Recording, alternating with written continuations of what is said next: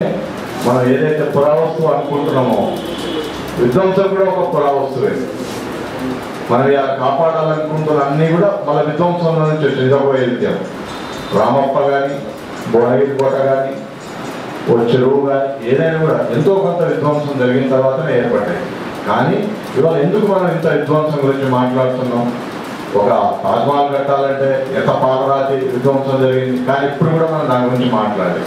ఎందుకంటే ఇప్పటిదాకా వేల సంవత్సరాలు జరిగిన విధ్వంసం అంతా ఒక ఎత్తు అయింది. ఇప్పుడు ఈ 40-50 సంవత్సరాలలో జరుగుతున్న విధ్వంసం ఒక ఎత్తు అయింది. నిజానికి అక్కడ బొగ్గు తోముకోవడం అనేది ఒక అభ్యంతరం కాదు. ఉక్కు పరిశ్రమ కోసం ఇప్పటిదాకా ఉక్కు తోముకోవడం కూడా ఇప్పుడు అభ్యంతరం కాదు. ఇవాళ రాత్రికి రాత్రి జరిగిపోవాలి, లేదా ఒక వేల సంవత్సరాలు జరగాల్సిన పని ఒకేసారి జరుగుతుంది. కాబట్టి మనం విధ్వంసం గురించి మాట్లాడుకుంటున్నాం. సో ఇప్పుడు నల్గొండ జిల్లాకు సంబంధించినంత వరకు అయితే దేవకొండ, భువనగిరి ఇట్లాంటి కోటలు ఉన్నాయి. వాడపల్లి, పనిగిరి, తర్వాత నాగులపాడు, పానగల్లు, ఊడ్చుకొండ ఇట్లాంటి గుళ్ళు ఉన్నాయి. చాలా చెరువులు ఉన్నాయి, శాసనాలు ఉన్నాయి. చెన్నపేట మన ఇవన్నీ ఇదంతా పక్కన పెడితే నల్గొండైనా, మెదకైనా, ఇంకోటైనా విధ్వంసం జరుగుతున్నది అనేది అర్థమైపోయింది. కాపాడుకోవాలనేది అర్థమైంది. ఎట్లా కాపాడుకోవాలనే దానికి మనం ఎక్కువ ప్రాధాన్యత ఇస్తే మనిషి ఏది కూడా తను అనుకున్న దాన్ని మాత్రమే తను కాపాడుకుంటాడు. తన శరీరాన్ని తనకు ఉపయోగపడాలి కాబట్టి తన శరీరాన్ని కాపాడుకుంటాడు. తను ఉండాలి కాబట్టి తన ఇంటిని కాపాడుకుంటాడు, తన వస్తువులు కాపాడుకుంటాడు. మిగతా అన్ని కూడా తనకు సంబంధం లేని ప్రతి దాన్ని విధ్వంసం చేస్తాడు. ఎవరిదైనా కారు, ఏదైనా వస్తువు తీసుకొచ్చినప్పుడు మనం దాని పట్ల ఎట్లా వ్యవహరిస్తామో, మన వస్తువు అనుకున్నప్పుడు ఎట్లా వ్యవహరిస్తామో ఇవాళ మొత్తం కూడా పాలకులైనా అంతే. ఇది పాలకులు ఇవాళ సీమాంధ్ర పాలకులకు తెలంగాణ అనేది తమది కాదు కాబట్టి దీన్ని విధ్వంసం చేస్తున్నారు. అట్లనే అట్లా చూస్తే మనం కాపాడుకోవాలి అంటే మన పాలన రావాలనేది మొట్టమొదటి విషయం. పోయి మన పాలన రాగానే మళ్ళీ ఇదంతా కాపాడబడుతుంది అంటే ఆ పాలకులు కూడా మన పాలకులు కావాలి. వాళ్ళు కూడా మళ్ళీ వేరే వాళ్ళ ప్రయోజనాల కోసం పనిచేస్తే ఏది కూడా ఆగదు. ఇవాళ కరీంనగర్ జిల్లాలో గుట్టలు అన్ని తోముకుంటున్న వాళ్ళంతా కూడా మనవాళ్ళే, దాన్ని పంపిస్తున్న వాళ్ళంతా మనవాళ్ళే, దానికోసం కొట్లాడి ప్రభుత్వంతో కొట్లాడి మెప్పించి చేస్తున్న వాళ్ళు కూడా మనవాళ్ళే.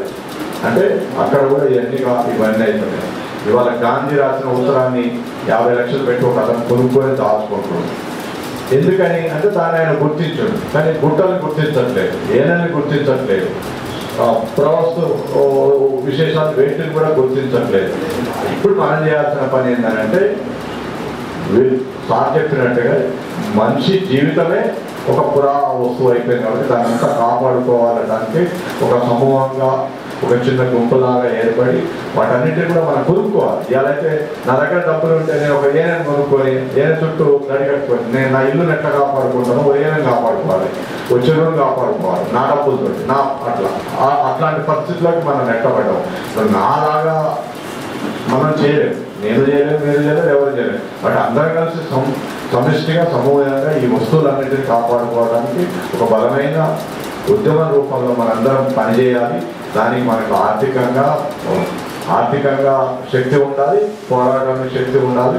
వీటన్నిటిని ఏర్పాటు చేసుకోవడానికి పెద్దలు నిజంగా చాలా అనుభవంతో చాలా కాలంగా చాలా విషయాల్ని కాపాడుకుంటూ వచ్చారు, నిలబెట్టారు. అట్లాంటి వస్తువు తాళపత్ర గ్రంథాల దగ్గర నుంచి మొదలుపెట్టి జాంబవ పురాణం వరకే మామూలు విషయాలు కాదు. వీటన్ని అసలు నిజంగా వాటిని కాపాడుకోవడానికే మనకి ఇంకా చాలా ఉన్నాయి కాపాడుకోవాల్సిన వస్తువు.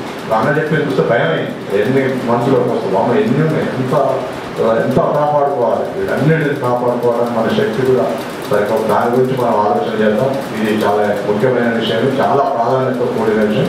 దీనికోసం ఇంకా చాలామంది కలిసి పనిచేసి ఒక సమూహికంగా ఉండి కాపాడుకుంటేనే అది కాపాడబడుతుంది.